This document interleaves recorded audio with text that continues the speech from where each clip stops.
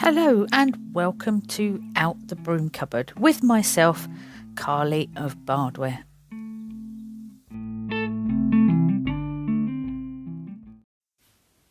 Well, here we are, episode 3. Oh, there we go. Fantastic stuff. So what I thought I'd talk about today is, and it's just come to my attention over the last couple of days or so, there's a lot of things that are triggering us at the minute. And it's quite interesting. Over the last couple of days, I've had a couple of people that I've spoken to, or I've seen comments on Facebook, the wonderful world of Facebook, social media, other platforms available. And yeah, I don't know why it's happening.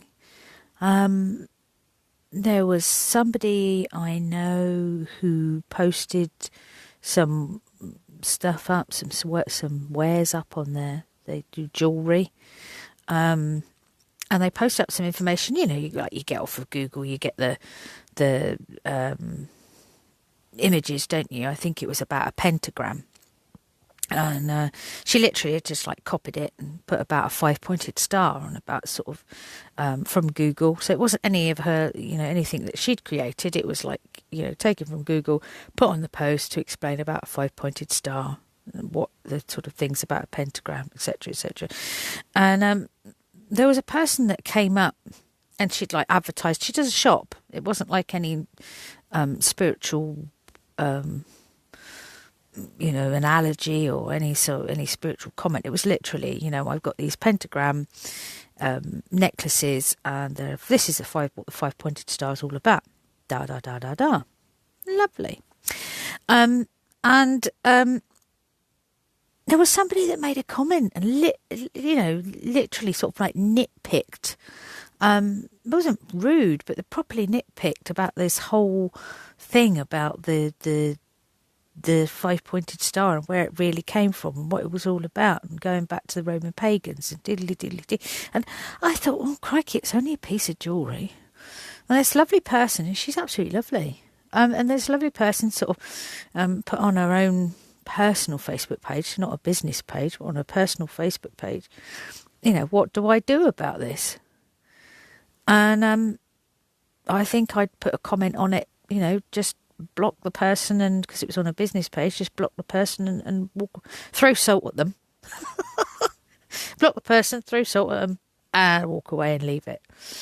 And it seems to be a thing at the minute. It seems to be a lot of trigger things going, or people being triggered, or pulling people over the coals about things. And there was somebody else I spoke to about something that's happened, about it not being done right. And then there's a lovely friend of mine who was talking about doing workshops for kids, and I think kids really need it at the minute. There's lots of kids out there, and there's lots of children that are struggling with the world. And I think if they're taught from a young age to just like sit and be with themselves. I know my granddaughter, bless her, I think she's going to be one of those kids that quite happily sit and watch the world go by. So she learns to sit and be within her, be herself and stop. And she's learning that by me showing her the trees and watching the birds. And I was very lucky at a young age. I used to go and sit and bird watch with my dad when we used to go on holiday. And for somebody, who is a complete and utter Fruit Loop, and I'm very much on the go all the time. And yeah, seriously on the go. Buzz all the time. I do have moments when I step out of myself and go, oh my God, what am I doing? How do I keep up with myself? I actually had a conversation with a friend today about how I keep up with myself. And even I find myself too much sometimes, because I get very enthusiastic. I'm a Sagittarian, I'm a fire sign, and I am a bit jump in there with both feet and then go, oh, I shouldn't have done that. But I am very grounded as well, and I do stop and think. I don't always jump. I get very enthusiastic, but I don't always jump. But as a kid, yes, I was buzzy, but I would sit, and for a kid who was buzzy, I would quite happily sit and watch the birds and watch the trees and just be. In fact, so much so I got told off once for sitting in the field watching the rabbits when I should have been doing my pony.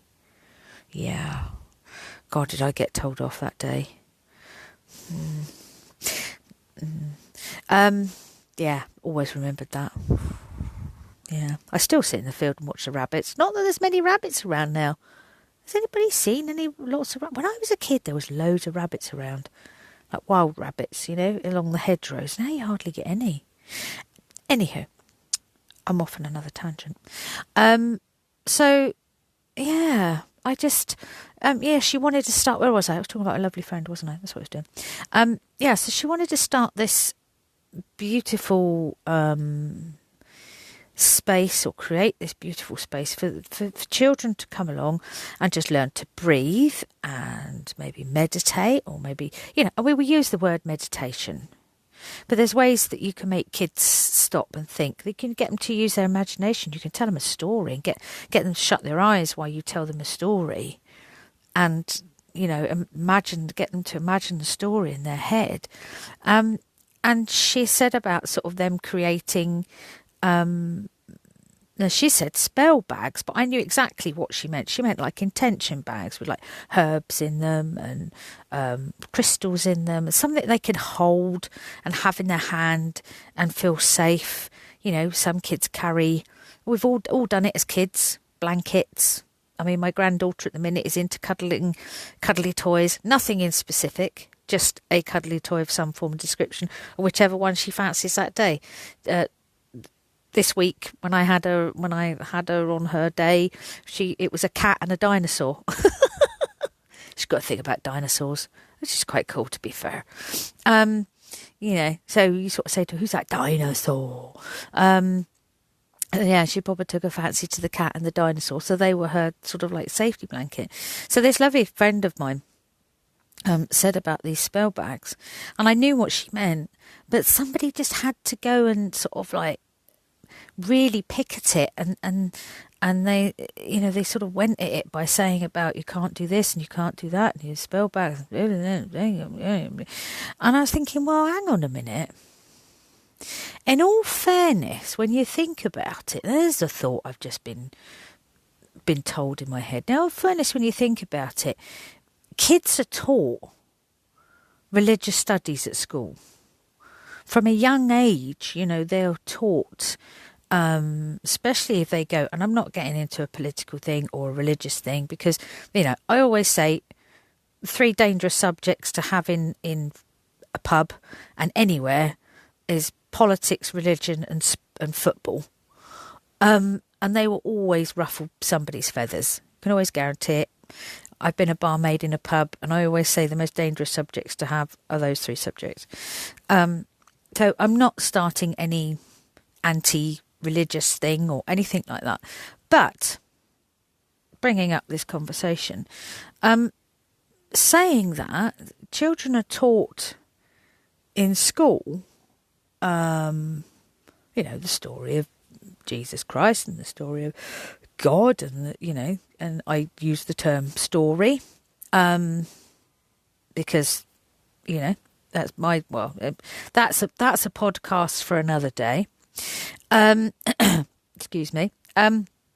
So they're taught this at school as part of the national curriculum.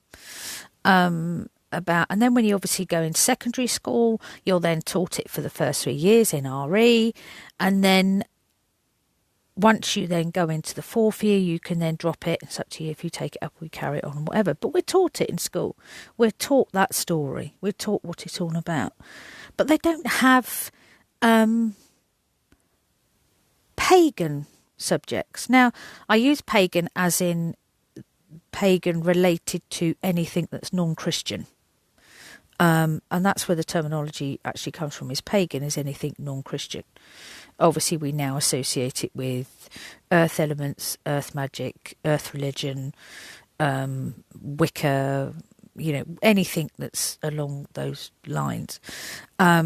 and paganism and the elements and the moon and things like that. So I'm using that as a very broad spectrum word. So please don't haul me over the coals over it. So I'm using it as anything that's non-Christian. But then they're not taught that in school as a national curriculum. And I think it's really important because there's lots of things that, you know, kids need to be open to. And they say this lovely lady said about, you know, spells and things, but what she meant was like intention bags, and these kids putting their intentions and their thought and their love into these bags to then create these beautiful things that they can carry around with them and feel safe. So yeah, again, she was being triggered so much so that she actually decided she wasn't going to do it. And then we all went, no, you've got to do it, you've got to do it, you've got to do it, you've got to do it. And hopefully she is, as I think she should. So, yeah, it's very weird at the minute. I don't know if everyone else is having the same thing. But there's one thing I think I'm realising is not to... I'm finding more people are doing that. I don't know if there's more.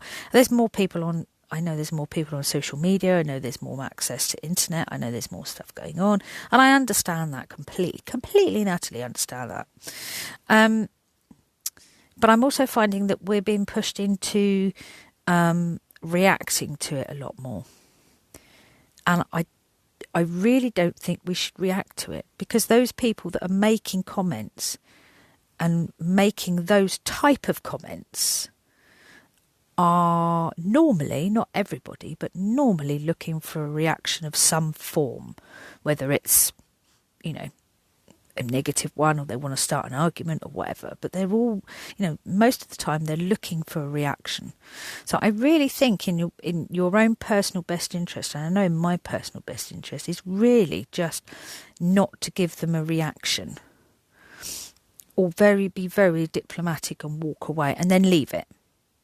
You know, don't give them anything.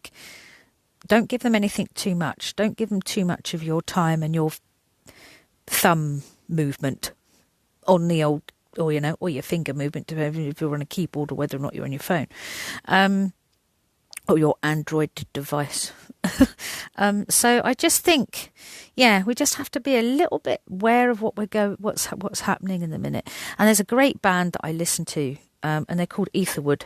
And they are available on Amazon Music, and I should imagine they're available on Spotify as well. And Etherwood, as in ETHERWOOD, all one word. And they've got an album that's got, I can't remember what the album's called. It's got like blue leaves on it, but there's a song in it, and in the middle of that song, or is it an end of a song, the start of it, it's a little bit. And it's a chap speaking with some music going on behind it. It's a bit sort of trancey, you know, sort of, you know, mood music, trancey. It's quite cool.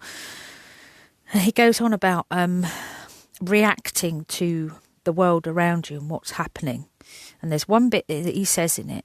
It says, do you want to be right or do you want to be free?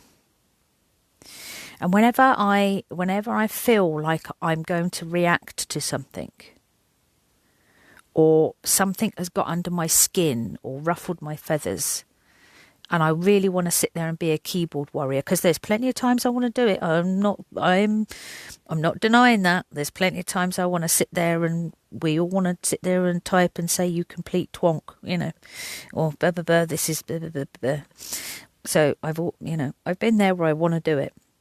As soon as I feel like I'm going to react, I think of that what that chap says is about, do you want to be right or do you want to be free? Because at the end of the day, if you sit there and keep trying to argue that you are right, bearing in mind it's your opinion, and an opinion is an opinion. It's not necessarily, it's an opinion. There's no right or wrong answer. It's just how you feel. So you're not going to be right. In your eyes, you will be right. But in the other person's eyes, you won't be right, because that's not their opinion. So you're going to differ. So next time you feel triggered, or next time you get to a point where you want to have a go and, say something, take a deep breath and just say, do I want to be right or do I want to be free? And just let it go, because there is no point giving that little piece of that little piece of niggliness any of your energy. There's no need for it. Just be free and live by that terminology, because it's a good one. But that's my opinion. Again, my opinion. But I think it's a really good bit of advice. So yeah, just be aware at the minute, everybody, of what's going on. Just be aware there's lots of trigger stuff going on. There's lots of people out there that seem to be jumping on this. That's not right. I'm going to be a keyboard warrior. So next time you see something, someone makes a comment or blah, blah, blah, or you put something up and somebody makes a comment about it, just take a breath and go, do I want to be right or do I want to be free? That's the thought for the day. Hope you're having a good one, and I will see you again very soon. Take care. Bye.